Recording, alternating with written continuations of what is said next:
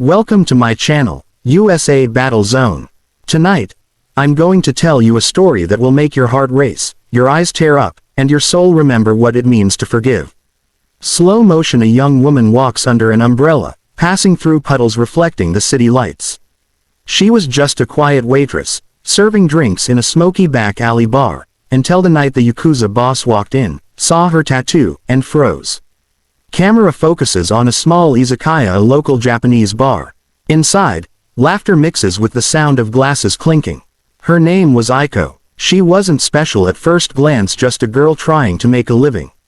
She wore her hair in a simple ponytail, her uniform slightly faded, her smile polite but distant. Every night, she worked silently behind the counter, serving drinks, cleaning tables, bowing to customers. But behind that quiet smile was a storm no one could see. Aiko didn't talk much about her past. People just assumed she came from the countryside, that she was just another girl chasing a new life in Tokyo. They didn't know she had once been someone else, someone whose name carried a legacy of blood, pain, and loyalty. The door slides open. The chatter dies for a second. He walked in, Kenji Sato, the head of the Sato Gumi, one of Tokyo's most feared Yakuza groups. Dressed in a sharp black suit, his eyes cold as steel. His men followed behind, tattoos peeking out from under their collars. The room tensed. Everyone knew what kind of man he was. Aiko bowed low. "Welcome, honored guests," she said softly, her voice steady. Kenji didn't look at her. He just took his seat, lit a cigarette, and waved for sake. As Aiko poured his drink, his eyes for the first time looked up. Something about her face, her hands, her calm silence, it stirred something deep inside him. But he couldn't place it. Not yet. Hours passed. The night deepened. The boss and his men laughed, drank, and played cards. Aiko stayed quiet, clearing glasses, ignoring their crude jokes. Then, someone spilled a bottle. Hot sake splashed onto Aiko's sleeve. She flinched, pulling the fabric away, and in that split second, the edge of her tattoo showed. A dark, elegant cherry blossom entwined with a dragon. Kenji froze. His cigarette fell to the floor. The laughter around him stopped. His men followed his gaze and saw it too. That tattoo. He knew it. Everyone in the old underworld did. It was the mark of the Kirishima clan, a rival syndicate that had vanished 10 years ago after a brutal war, one that Kenji himself had led. The Kirishimas had been wiped out. Every man, every woman, every child, or so he thought. And their leader Ryu Kirishima, the dragon of Yokohama, had died by his own hand, right before Kenji's eyes. Kenji's voice trembles for the first time in years. "Where did you get that tattoo?" he asked quietly. The whole bar went silent. Even the clock seemed to stop ticking.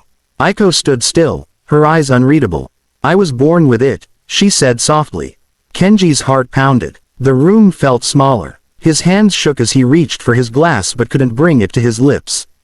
"Who are you?" he demanded. Aiko looked at him, her expression calm but her eyes burning with something he couldn't describe: pain, loss, maybe even hatred. "My name," she whispered, "is Aiko Kirishima." Flashback: warm sunlight over a countryside home. A little girl runs, her father laughing as he lifts her up. A cherry blossom tree blooms behind them. The Kirishima clan. They were proud.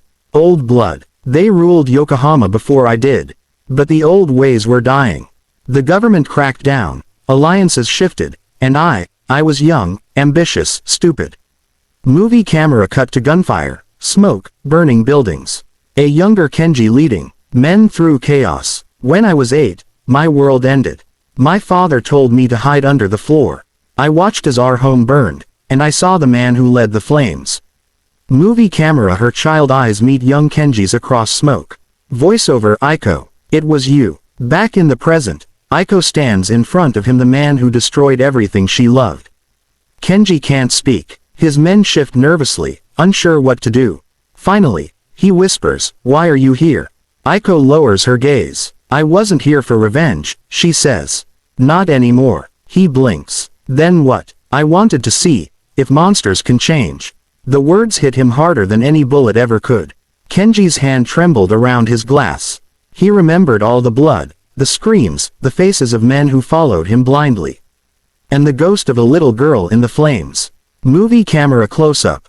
Aiko rolls up her sleeve, revealing the full tattoo. It's not just the cherry blossom and dragon. Beneath it, woven into the scales, are the words, "Even dragons can learn to kneel." She says quietly, "My father had this tattoo first. He told me it means power without mercy is nothing. That's what he wanted you to learn." Kenji feels something break inside him. He leans back, his cigarette shaking between his fingers. "You think I haven't paid for what I did?" he says bitterly. "Every night I see their faces. Every time I close my eyes." Aiko's eyes soften. "Then maybe it's time you stop running from them." Movie camera. Rain pours outside. Thunder rumbles. Kenji stands, pushing back his chair. His men tense, ready for violence. But instead, Kenji kneels. Right there, in front of everyone. "I can't change what I did," he says. "But I can choose what I do now. If your father could see you, he'd be proud.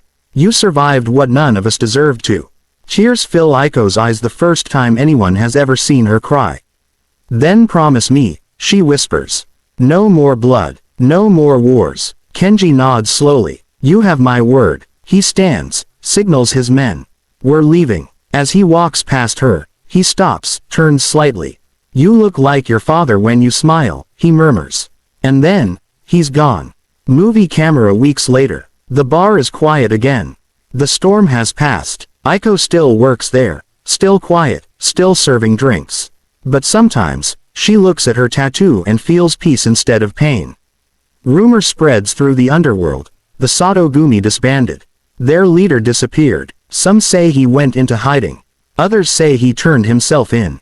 But one night, as Aiko walked home, she found a small envelope on her doorstep. Inside, a white origami crane, and a note that said, "Greater than, for the sins of the dragon, the blossom deserves peace." She smiled softly, closed her eyes, and whispered into the night. "Thank you, Kenji." Movie camera. Camera pans up to the Tokyo skyline. The rain has stopped. The city glows like a sea of stars. Voiceover. Sometimes, redemption doesn't come from forgiveness. It comes from the courage to face the truth, and to stop the cycle that keeps the pain alive. Movie camera. Slow fade in of Aiko walking under the neon lights, her tattoo visible as she disappears into the crowd. She was just a quiet waitress, but in her silence, she changed the heart of a monster. And maybe that's what real strength looks like. Outro. Emotional piano music. Movie camera. Black screen fades in with white text. If this story touched your heart, don't forget to like, comment, and subscribe. This is USA Battle Zone, where every story hides a soul. Thank you for watching, and remember, even dragons can learn to kneel. Movie camera. Music fades out. Screen fades to black.